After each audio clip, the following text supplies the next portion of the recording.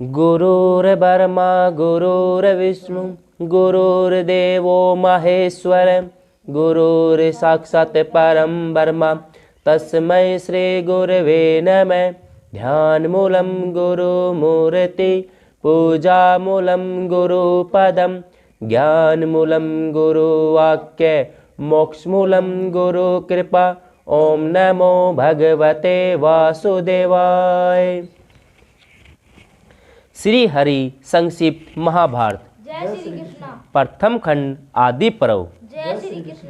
अभी तक हमने जाना कुंती ने दुर्वासा ऋषि के बतलाए गए मंत्र से धर्मराज से युधिष्ठिर, वायु से भीम, इंद्रदेव से अर्जुन और माद्री के द्वारा अश्विनी कुमारों की स्तुति करने पर नकुल और सहदेव का जन्म होता है। आज हम आगे जानेंगे हस्तिनापुर में कुंती और पांडवों का आगमन तथा पांडु की अंत्येष्टि क्रिया। जय श्री कृष्ण।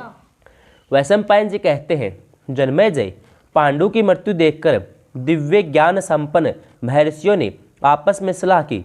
उन्होंने सोचा कि परम यशस्वी महात्मा पांडु अपना राज्य और देश छोड़कर इस स्थान में तपस्या करने के लिए हम तपस्वियों को शरण आए हैं। जय श्री कृष्ण। उन्होंने अपने नन्हे नन्हे बच्चों और पत्नी को द्रोहर के रूप में सौंपकर स्वर्ग की यात्रा की है। जय श्री कृष्ण। अब हम लोगों के लिए उचित है कि उनके पुत्र अस्थि और पत्नी को लेकर वहां पहुंचा दे। जय श्री कृष्ण। यही हमारा धर्म है। जय श्री कृष्ण। ऐसा विचार करके तपस्वियों ने भीष्म और धृतराष्ट्र के हाथों पांडवों को सौंपने के लिए हस्तिनापुर की यात्रा की। जय श्री कृष्ण। थोड़े ही दिनों में वे लोग हस्तिनापुर के वर्धमान द्वार पर आ पहुँचे। जय श्री कृष्ण। अनेक चारण आदि देवताओं के साथ मुनियों का आगमन सुनकर लोगों को बड़ा आश्चर्य हुआ। जय श्री कृष्ण। वे अपने बाल बच्चों के साथ उनके दर्शन के लिए आगे बढ़े।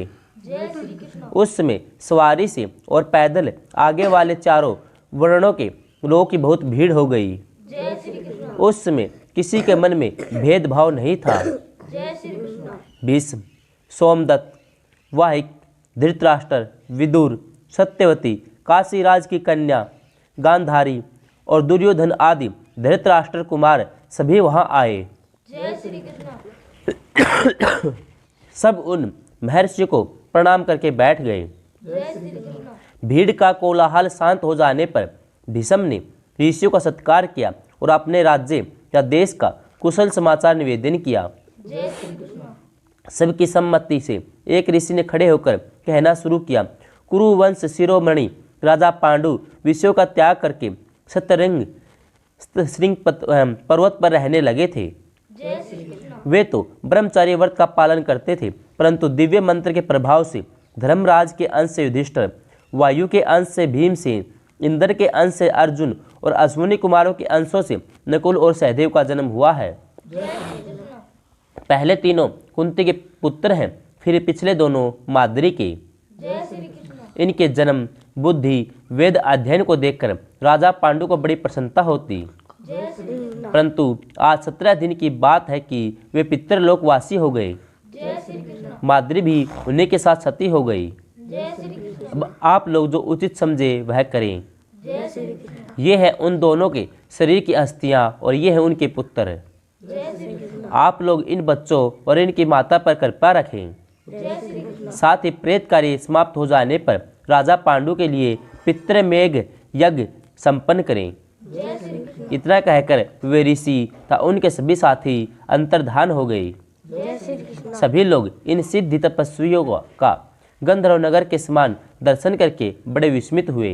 जय श्री कृष्ण। अब राजा धृतराष्ट्र ने आज्ञा दी कि हे विदुर, तुम महाराजा पांडु और महारानी माद्री की अंत्येष्टि क्रिया राज उचित सामग्री से कराओ। जय श्री कृष्ण। उनके लिए पशु, वस्त्र, अन्न तथा आवश्यक धन का दान करो। जय श्री कृष्ण। विदुर ने उनकी आज्ञा स्वीकार की और भीष्म की सम्मति से गंगा के परम पवित्र तट पर और्ध्वदेहित क्रिया संपन्न कराई। जय श्री कृष्ण। उसमें पांडु के वियोग से दुखी होकर सभी रो रहे थे। जय श्री कृष्ण। मंत्रियों ने सबको समझा बुझा कर शांत किया। जय श्री कृष्ण। पांडवों ने, सगे संबंधियों ने तथा ब्रह्म आदि पूर्ववासियों ने श्राद्ध के उपलक्ष्य में 12 दिन तक भूमि का शयन किया। जय श्री नगर में कहीं भी हर्ष का चित्र तक नहीं दिखाई दिया। जय श्री कृष्ण। कुंती, धृतराष्ट्र, भीष्म ने अपने दीन बंधुओं को साथ लेकर राजा पांडु का श्राद्ध किया। जय श्री कृष्ण। ब्राह्मणों को भोजन कराया। दक्षिणा में बहुत से रत्न, अच्छे अच्छे गांव दिए। जय श्री कृष्ण। सूतक समाप्त हो जाने पर सब लोग हस्तिनापुर में लौट आए। जय श्री कृष्ण। सत्यवती आदि का देह त्याग और दुर्योधन का भीमसेन को विष देना। जय श्री कृष्ण। वैशंपायन जी कहते हैं, जन्मेजय श्राद्ध के बाद पांडु के कुटुंबी बहुत ही दुखी हो गए। जय श्री कृष्ण। दादी सत्यवती तो दुख के और शोक के आवेग में पागल सी हो रही थी। जय श्री कृष्ण। अपनी माता की अत्यंत व्याकुलता देखकर व्यास जी ने उनसे कहा, माता जी, अब सुख का समय बीत गया, बड़े बुरे दिन आ रहे हैं। दिन दिन पाप की बढ़ती होगी, पृथ्वी की जुबानी जाती रही, छल कपट और दोषों का बोलबाला हो रहा है। जय श्री कृष्ण। धर्म कर्म और सदाचार लुप्त हो रहे हैं। कौरवों के अन्याय से बड़ा भारी संहार होगा। जय श्री कृष्ण। तुम अब योगिनी बनकर योग करो और यहाँ से निकल जाओ। जय श्री कृष्ण। अपनी आंखों से वंश का नाश देखना उचित नहीं होगा। जय श्री कृष्ण। माता सत्यवती ने उनकी बात स्वीकार करके अंबिका और अंबालिका को इस बात की सूचना दी और दोनों के साथ भीष्म से अनुमति लेकर वन में चली गई। जय श्री कृष्ण। वन में घोर तपस्या करके उन तीनों ने शरीर का त्याग किया और अभीष्ट गति की प्राप्ति की। जय श्री कृष्ण। अब पांडवों के वैदिक संस्कार शुरू हुए। वे आनंद से अपने पिता के घर में बड़े होने लगे। जय श्री कृष्ण। बचपन में वे खुशी खुशी दुर्योधन आदि के साथ खेलते, उनसे बढ़ चढ़कर ही रहते थे। जय श्री कृष्ण। दौड़ने में, निशाना लगाने में, खाने में, धूल उड़ाने में भीमसेन धृतराष्ट्र के सभी लड़कों को हरा देते थे। जय श्री कृष्ण। भीमसेन चुपके से छिपकर सबका सिर पकड़ लेते, एक दूसरे को टक्कर मारते और अकेले भीमसेन सभी भाइयों को बाल पकड़कर खींचते, जमीन पर घसीटने लगते। जय श्री कृष्ण। इससे उनके शरीर छिल जाते। वे 10-10 बालकों को अखबार में भरकर पानी में डुबकी लगाते और उनकी दुर्दशा करके छोड़ते थे। जय श्री कृष्ण। जब दुर्योधन आदि बालक किसी वृक्ष पर चढ़कर फल तोड़ते तो ये पैर की ठोकर से पेड़ हिला देते और ऊपर से फलों के साथ बच्चे टपक पड़ते। जय श्री कृष्ण। भीमसेन को कुश्ती में, दौड़ने में, किसी प्रकार के युद्ध में कोई नहीं हरा पाता था। जय श्री कृष्ण। भीमसेन होड़ के कारण ऐसा करते थे। जय श्री कृष्ण। उनके मन में कोई वैर विरोध नहीं था, जय श्री कृष्ण। परंतु दुर्योधन के मन में भीमसेन के प्रति दुर्भाव ने घर कर लिया। जय श्री कृष्ण। वह अपने अंतःकरण के दोष से भीमसेन में रात दिन दोष ही दोष देखता।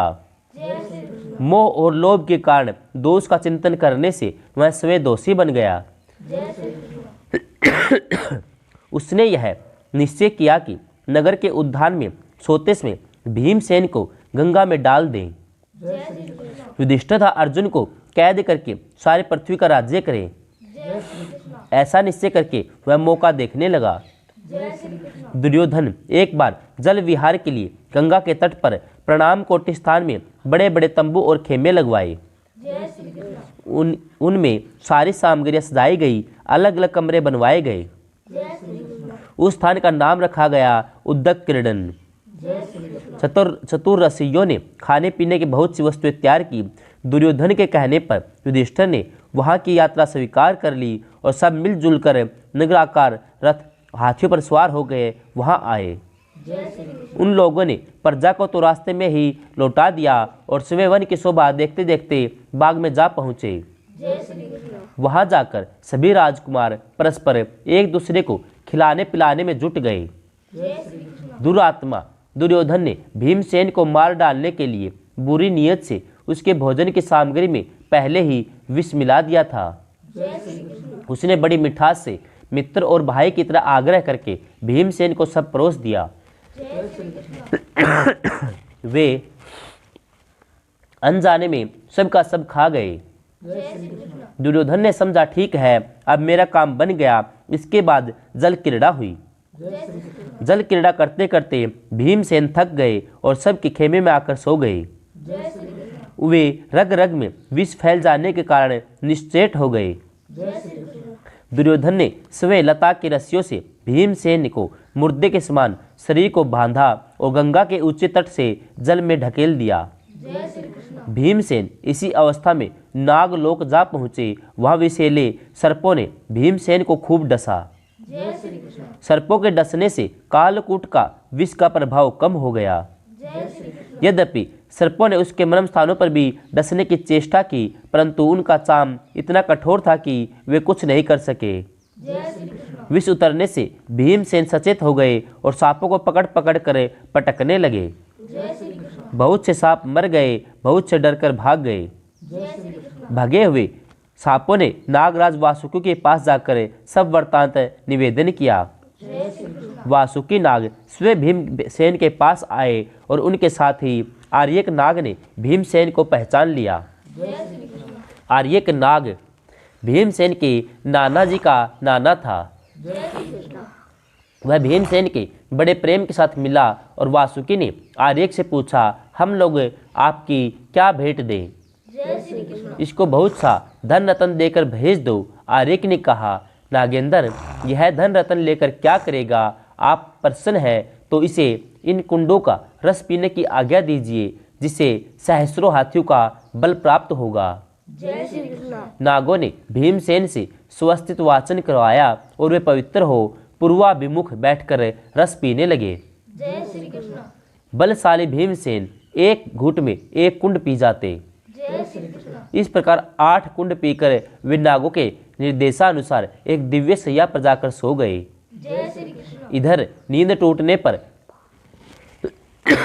कौरवों और पांडव खूब खेल कूद कर बिना भीमसेन के ही हस्तिनापुर के लिए रवाना हो गए। जय श्री कृष्ण। वे आपस में कह रहे थे कि भीमसेन आगे ही चले गए होंगे। जय श्री कृष्ण। दुर्योधन अपनी चाल चल जाने से फूला न समाता था।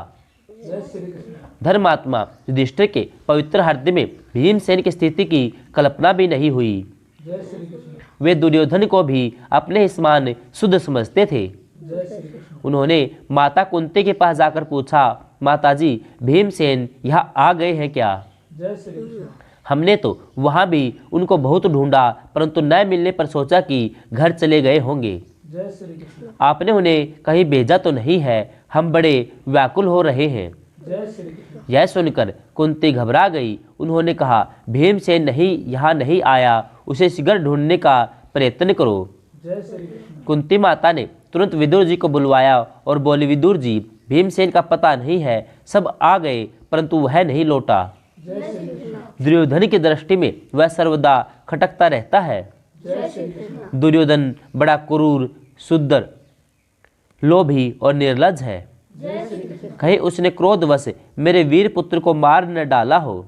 जय श्री कृष्ण। मेरे हृदय में बड़ी जलन हो रही है। जय श्री कृष्ण। विदुर जी ने कहा, कल्याणी ऐसी बात मुंह से मत निकालो, शेष पुत्रों की रक्षा करो। दुरात्मा दुर्योधन के पूछने पर वह और चिढ़ जाएगा, दूसरे पुत्रों पर भी आपत्ति आ जाएगी। जय श्री कृष्ण। महर्षि व्यास के कथनानुसार तुम्हारे पुत्र दीर्घायु हैं। भीमसेन चाहे कहीं भी हो, लौटेगा अवश्य। जय श्री कृष्ण। विदुर जी समझा बुझाकर चले गए। कुंती माता चिंतित हो गई। जय श्री कृष्ण। उधर नागलोक में बलवान भीमसेन 8वें दिन रस पच जाने पर जगे। नागों ने भीमसेन के पास जाकर उन्हें बहुत तसल्ली दी और कहा, आपने जो रस पिया है वह बड़ा बलवर्धक है। अब आप 10,000 हाथियों के समान बलवान हो जाएंगे। जय श्री कृष्ण। युद्ध में आपको कोई भी जीत न सकेगा। जय श्री कृष्ण। अब आप दिव्य जल से स्नान करके पवित्र श्वेत वस्त्र धारण करें और अपने घर पधारें। जय श्री कृष्ण। आपके विछोह से सभी भाई अत्यंत दुखी हो रहे हैं। जय श्री कृष्ण। फिर भीमसेन वहाँ खा पीकर दिव्य वस्त्र आभूषण से सुसज्जित होकर नागों की अनुमति से ऊपर आए। जय श्री कृष्ण। नागों ने उन्हें उस बगीचे तक पहुँचा दिया, फिर अंतर्ध्यान हो गए। जय श्री कृष्ण। भीमसेन अपनी माता के पास आकर उन्हें तो बड़े भाई को प्रणाम करके छोटों के सिर सूंघे। जय श्री कृष्ण। सभी प्रेम से आनंद मनाने लगे। भीमसेन ने दुर्योधन की सारी करतूत कह सुनाई और यह भी बतलाया कि नागलोक में क्या क्या सुख दुख मिला। जय श्री कृष्ण। राजा युधिष्ठिर ने भीमसेन से बड़े महत्व की बात कही। भाई बस अब चुप हो जाओ, यह बात कभी किसी से न कहना। हम लोग आपस में बड़ी सावधानी के साथ एक दूसरे की रक्षा करें। दुरात्मा दुर्योधन ने भीमसेन के प्यारे सारथी को गला घोंटकर मार डाला। धर्मात्मा विदुर ने पांडवों को यही सलाह दी कि तुम लोग चुप रहो। भीमसेन के भोजन में एक बार और विष डाला गया। युयुत्सु ने इसका समाचार पांडवों को दे दिया, परंतु भीमसेन यह विष खाकर बिना किसी विकार के ही पचा लिया। दुर्योधन, कर्ण, शकुनी और भीमसेन को विष से न मरते देखकर उन्हें तरह तरह से मारने की चेष्टा की, परंतु पांडव सब कुछ जानबूझकर भी विदुर की सलाह से चुप ही रहे। राजा धृतराष्ट्र ने देखा कि सबके सब राजकुमार खेल कूद में लगे रहते हैं, तब उन्होंने गुरु कृपाचार्य को ढूंढवाकर शिक्षा देने के लिए उन्हें सौंप दिया। कौरव और पांडवों ने कृपाचार्य से विधि पूर्वक धनुर्वेद की शिक्षा प्राप्त की। जय श्री कृष्ण।